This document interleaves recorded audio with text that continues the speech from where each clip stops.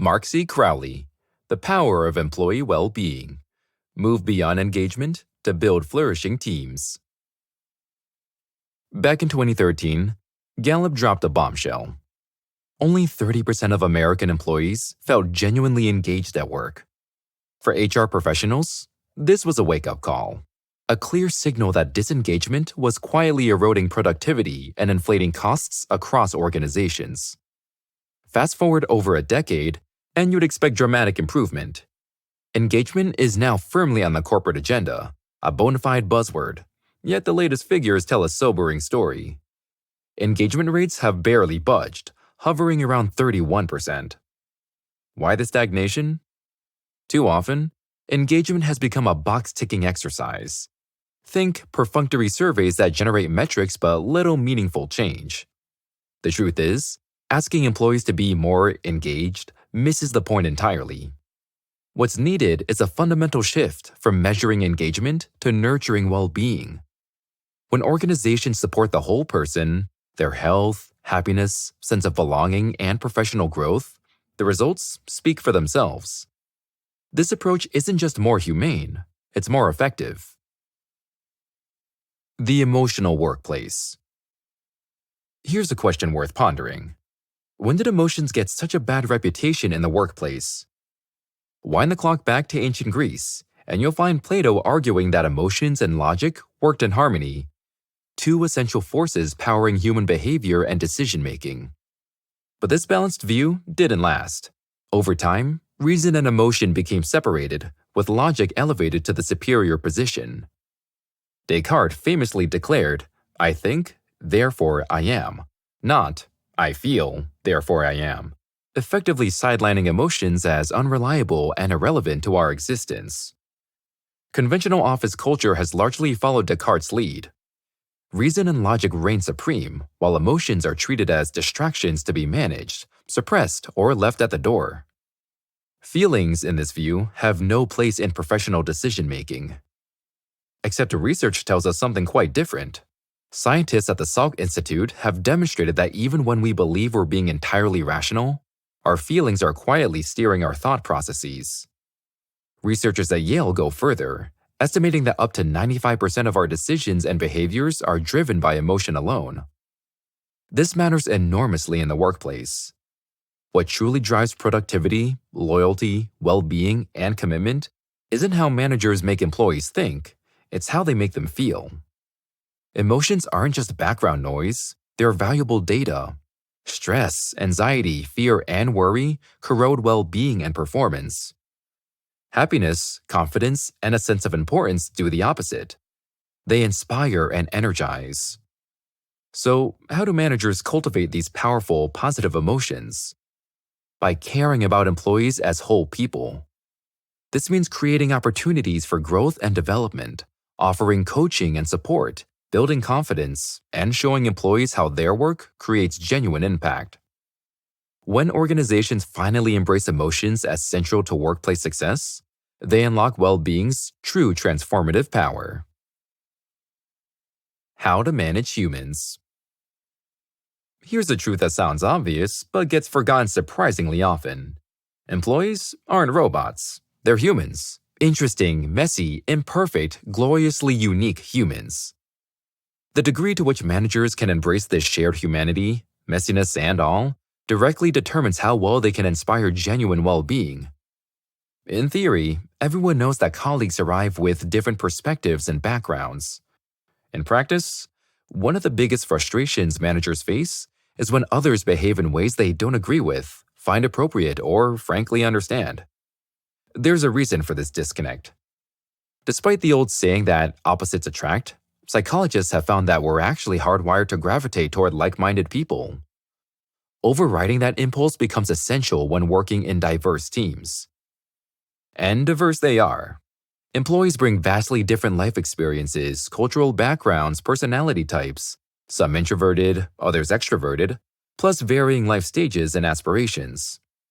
The key isn't just tolerating these differences, but actively embracing them.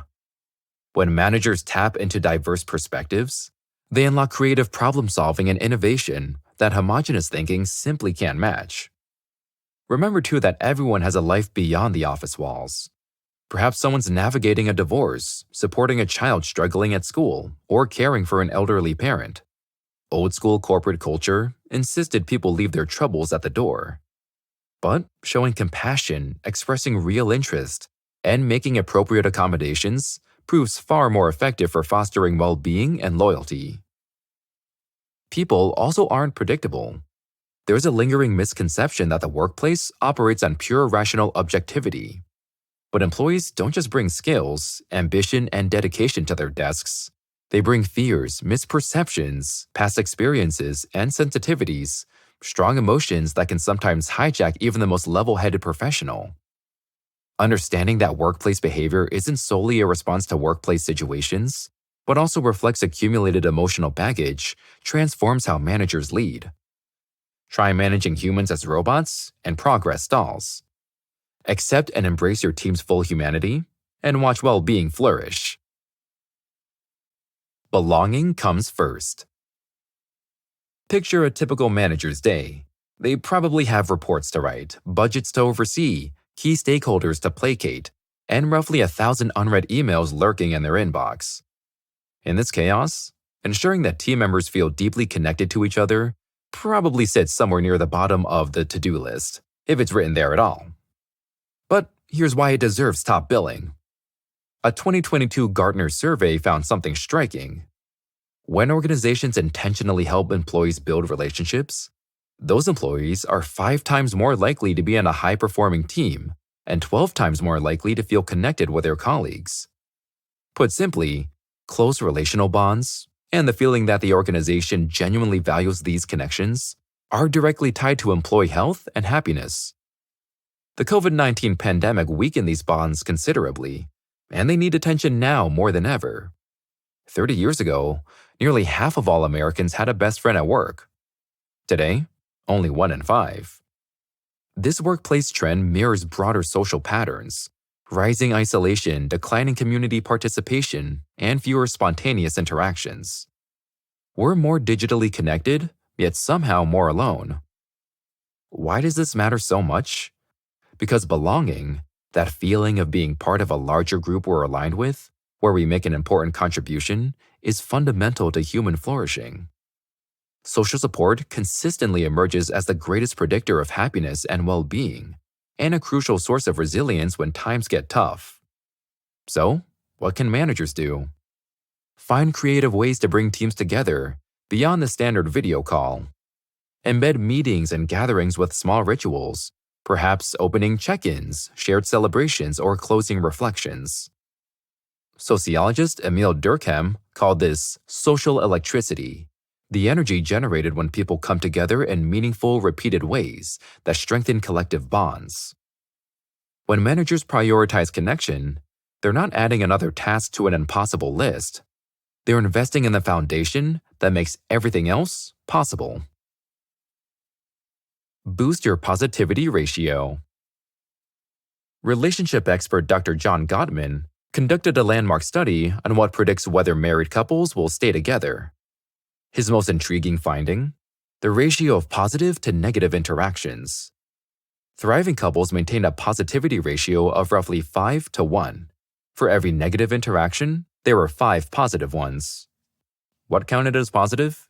Showing genuine interest in a partner, maintaining regular open communication, listening attentively, praising and expressing appreciation, and working collaboratively on shared projects. Simple behaviors, yes, but powerful ones. Gottman's magic 5 to 1 ratio has since been found to apply to workplace relationships too. The challenge? Much of work involves inherently stressful elements: tight deadlines, difficult conversations about performance, demanding tasks, and necessary policy enforcement. But here's the thing. These workplace realities aren't incompatible with being a positive force in leadership. Managers can intentionally increase positive interactions by adopting Gottman-inspired strategies. Start meetings by acknowledging recent wins, however small. Make time for brief one-on-ones, focused purely on listening to employees' ideas and concerns. Express specific, genuine appreciation, not generic praise, but recognition of particular contributions. Celebrate milestones and progress, not just final outcomes. Ask about employees' lives outside of work and remember the details. These moments accumulate.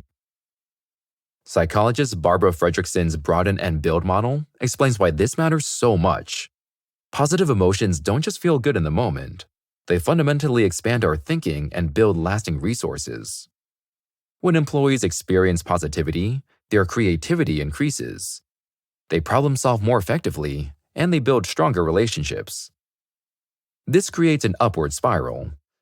Positivity generates more positivity, which generates better performance, which creates more opportunities for positive recognition.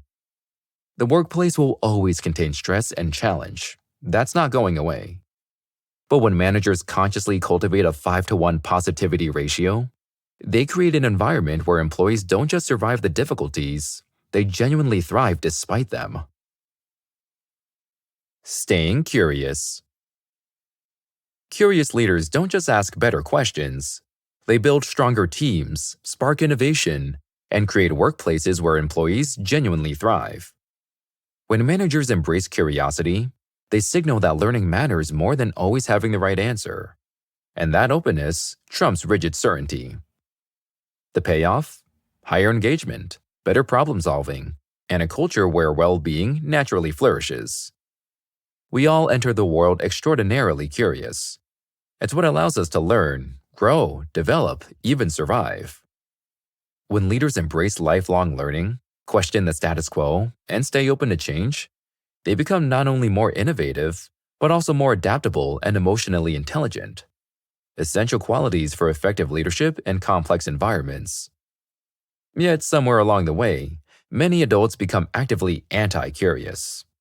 What transforms questioning children into uncurious adults? Several forces conspire against curiosity. Our adult egos prefer feeling knowledgeable and successful to admitting uncertainty. Confirmation bias keeps us seeking information that reinforces existing beliefs, rather than challenging them.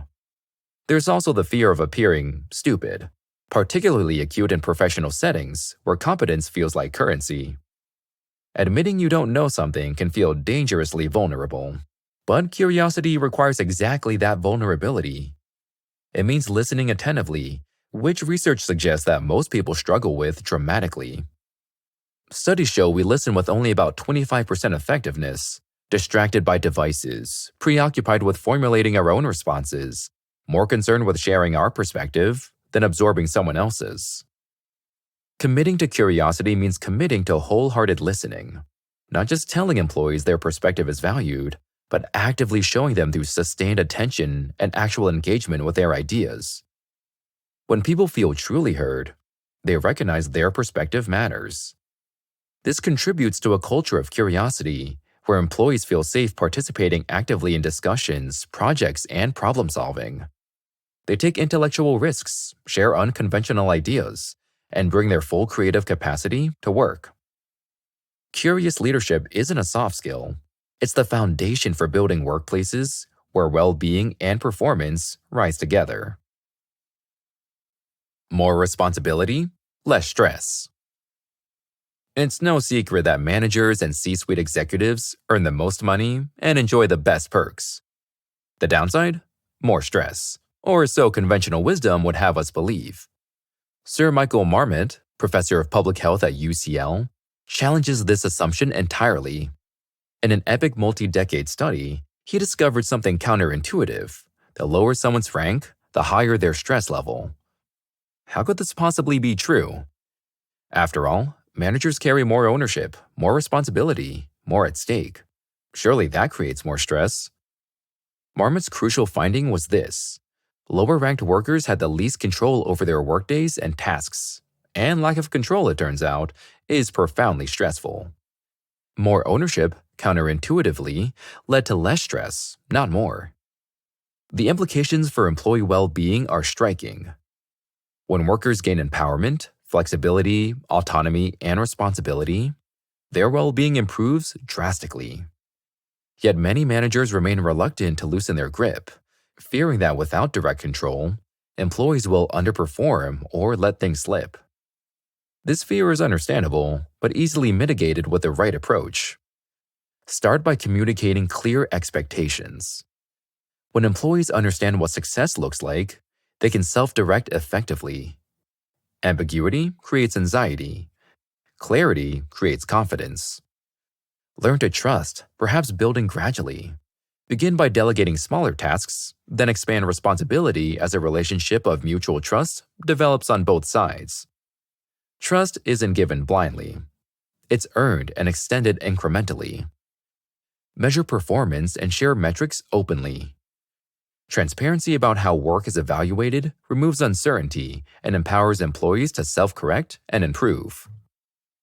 Be flexible about when and where employees do their work. Rigid schedules and locations often serve managerial convenience rather than productivity or well-being. Finally, schedule regular weekly check-ins. These aren't about micromanaging, but maintaining connection, offering support, and ensuring alignment. When managers loosen their grip strategically, they don't lose control, and they gain something far more valuable: a team of empowered, lower-stress employees who perform better and feel more invested in their work. We, not me. In the early 2000s, Microsoft implemented a performance management system called Stack Ranking. Here's how it worked. Managers were forced to rank employees against each other, with a fixed percentage destined for the bottom, regardless of actual performance. The result? A brutal internal competition where colleagues became rivals. Teamwork disintegrated as employees sabotaged each other to avoid the dreaded bottom ranking. Talented people fled in droves.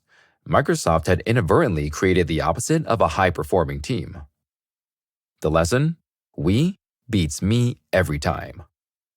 When teams are highly cooperative, other-oriented, and genuinely altruistic, both they and their organizations perform demonstrably better. Yet many workplaces still cling to star performer cultures that pit employees against each other in zero-sum competitions for recognition, bonuses, and promotions. There's a better way. Rather than celebrating individual stars while leaving others in the shadows, focus on collective achievement. Address underperformers not through public shaming or forced rankings, but through coaching, support, and genuine development opportunities. When someone struggles, the question shouldn't be, how do we rank them lower, but how do we help them improve? This collaborative approach isn't just nice, it's deeply rooted in human nature. Collaboration and mutual support are wired into our DNA, evolutionary instincts that allowed our ancestors to survive and thrive. Humans succeeded not as isolated individuals, but as cooperative groups who shared resources, protected each other, and solved problems collectively. When people work in groups that feel familial, where psychological safety and genuine care exist, something remarkable happens. They take intellectual risks, knowing failure won't mean isolation.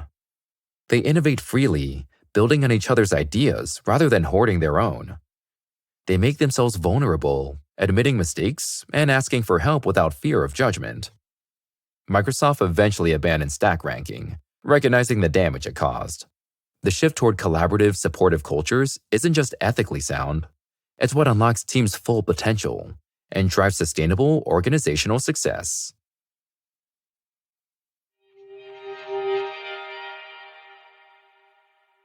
In this Blink to the Power of Employee Well-Being by Mark C. Crowley, you've learned that the shift from measuring employee engagement to nurturing holistic well-being represents a fundamental reimagining of workplace culture. This means embracing employees' full humanity, their emotions, diverse perspectives, need for connection, and desire for autonomy, rather than treating them as rational actors to be managed and measured. When organizations prioritize positive interactions, curious leadership, empowerment, and collaboration over competition, they create environments where people don't just perform better, but truly thrive. Okay, that's it for this Blink. We hope you enjoyed it. If you can, please take the time to leave us a rating. We always appreciate your feedback. See you soon.